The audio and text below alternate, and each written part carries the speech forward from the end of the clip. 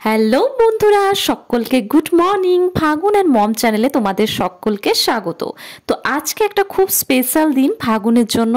ফাগুন এখন যাচ্ছে একটা স্কুলে ভর্তি হতে, এই প্রথম ফাগুন স্কুল যাবে। হ্যালো বন্ধুরা, তো এখন ফাগুন স্কুলে ভর্তি হতে যাচ্ছে। তো চলো তোমাদের সবটা শেয়ার করব। তো এবার বাইক স্টার্ট হয়ে গেছে, আমি আমার বাবা আর ফাগুন যাচ্ছি, তিনজনে মিলে ফাগুনকে ভর্তি করতে। আমাদের এখানেই আছে স্কুলটা, এটা পাবলিক স্কুল, এখানে ইংলিশ মিডিয়াম পড়ানো হয়। তো ফাগুন এই স্কুলে ভর্তি হবে। এখন দেখো আমরা খুব কাছাকাছি চলে এসেছি রাস্তায়, আর একটু জাস্ট, বেশি না, ঘর থেকে 10 মিনিট দূর।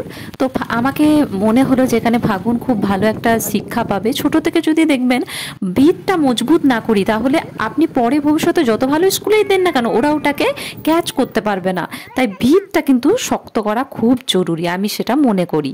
তাই ফাগুনকে আমরা প্রথম থেকে একটা ভালো স্কুলে দিতে চাই। একটাই বাচ্চা, তাই আমি চাই ও ভালো করে পড়ালেখা করুক, যেটা আমরা করতে পারি সেগুলো ও করতে পারুক। আমার এটাই স্বপ্ন।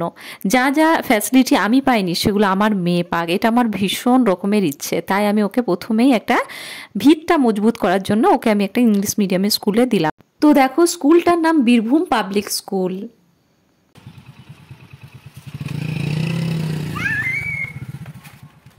তো বন্ধুরা দেখো, ওর খুশির লেভেলটা দেখো তোমরা। মানে ও স্কুল আসার জন্য সকাল 8:30 থেকে উঠে বসে আছে স্কুল যাবে বলে।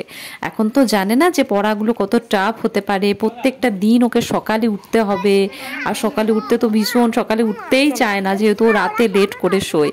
তো এখন জানে না কি হবে ওর সাথে। এখন ও স্কুলে আসার জন্য ভীষণ এক্সাইটেড, এমনকি বই নেওয়ার জন্য এত পাগলি, আজকেই বুক দিতে হবে বলে ও স্যার ওকে 4টে বুকও দিয়েছে, যেগুলো আমি তোমাদের দেখিয়েছি শর্ট ভিডিওতে।